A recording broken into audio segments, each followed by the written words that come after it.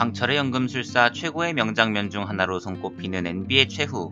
이 순간이 아직까지도 팬들의 뇌리에 깊게 박혀있는 까닭은 그 안에 사람이라면 누구나 공감할 수밖에 없는 인간 본성에 대한 통찰이 담겨있기 때문입니다. 작가 아라카와 히로무가 뛰어난 직관을 통해 치밀하게 묘사한 NB의 심리를 우리는 심리적 기제 개념들을 참고하여 조금 더 자세히 살펴보도록 하겠습니다. 질투의 NB. 그가 스스로 목숨을 끊는 이유는 무엇일까요? 그리고 그가 죽기 직전에 흘린 눈물의 의미는 무엇일까요? 머스탱의 불꽃의 연금술에 호되게 당해 쪼꼬미가 되어버린 NB. 현장에 모인 인물들이 원한관계로 얽혀있다는 사실을 파악하고 즉시 이간책을 펼칩니다. 그런데 이를 안타까운 표정으로 듣고 있던 에드는 그에게 이렇게 말하죠. エンビー、お前、人間に嫉妬してるんだ。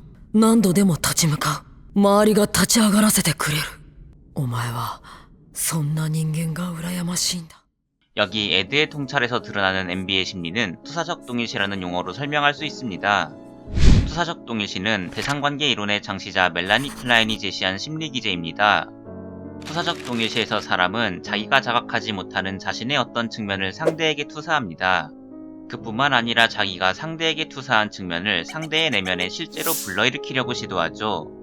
마음속에 좌절감을 품은 A라는 사람이 있다고 해봅시다. 그는 상담가 B를 반복적으로 찾아가 도움을 요청하는데요.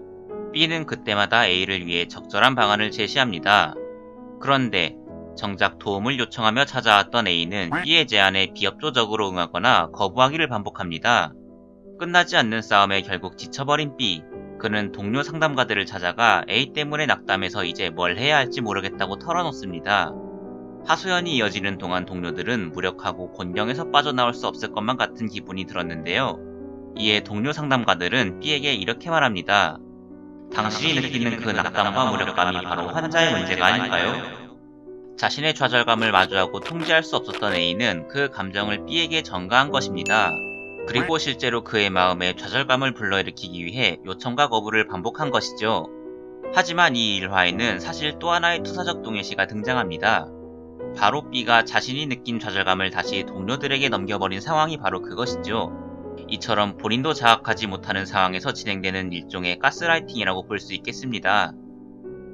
이번에는 투사적 동일시 개념을 NB의 경우에 적용시켜 보겠습니다.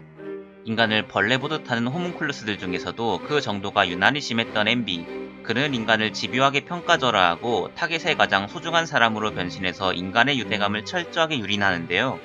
그런데 에드의 대사를 통해 밝혀진 놀라운 사실은 NB가 가진 유대에 대한 혐오 이면에 오히려 유대에 대한 소망과 단절감이 있었다는 것입니다. 자신의 이러한 나약한 측면을 받아들일 수 없었던 NB는 그것을 인간에게 투사하고 실제로 인간이 단절감을 느끼도록 유대감을 평가절하한 것이죠. 하지만 NB의 처절한 이간질에서 외로움을 읽은 에드는 그의 결핍을 이해하고 공감 어린 말을 전합니다. 그러자 NB는 이전에는 없던 수준으로 동요하더니 결국 눈물을 쏟아내는데요. 이 일련의 장면들은 인간 정신에 대한 탁월한 통찰을 보여줍니다. 대상관계 이론 역시 투사적 동일시를 극복하는 방법으로 공감을 제시하기 때문이죠. 앞서 예시로 들었던 A와 B의 사례를 조금 더 이어가 보도록 하겠습니다. 동료들의 조언을 통해 자신이 느끼는 절망감의 출처를 깨달은 B. A의 처지에 공감하게 된 그는 A에게 이렇게 말합니다. A씨, 당신이 얼마나 낙담하고 외로운지 알겠습니다. 내가 당신이 원하는 만큼 도움이 될 수 없어 아쉽군요. 하지만 당신의 상황을 더 잘 이해할 수 있도록 노력하고 싶습니다. B의 공감에 잠시 당황하는 기색을 보이는 A. 하지만 이내 자신조차 외면해온 좌절감을 누군가가 보듬어 주었다는 포용감을 느끼게 됩니다. 그때부터 그는 자신의 감정을 직면할 수 있게 되고 결국 B가 제안한 치료에 성실하게 응하기 시작하죠.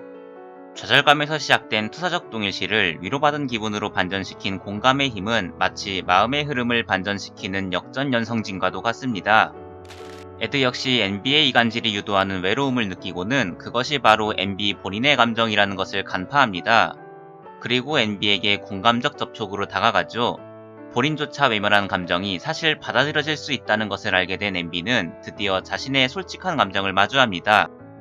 그토록 경멸해왔던 인간을 질투해왔다는 사실, 그토록 경멸해왔던 인간에게서 받은 따뜻한 위로, 둘 중 그 무엇도 감당할 수 없었던 NB는 닭똥 같은 눈물을 흘리며 절규하다가 끝내 스스로 죽음을 택한 것입니다. 우리는 이와 같은 사례를 비단 교재나 창작물뿐만이 아닌 일상에서도 찾아볼 수 있는데요.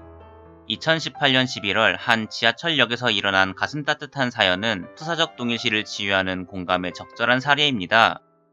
술에 취해 난동을 부리고 있는 한 중년 남성. 경찰 2명이 나서 제지하려고 하지만 도저히 진정되지 않습니다. 그때 벤치에 앉아 이 모습을 지켜보던 한 청년이 남성에게 다가가는데요. 이때 정말 놀라운 광경이 펼쳐집니다. 건장한 경찰 2명이 달라붙어도 꿈쩍 않던 남성이 청년의 부드러운 포옹에 울컥하며 뒤로 밀려난 것이죠.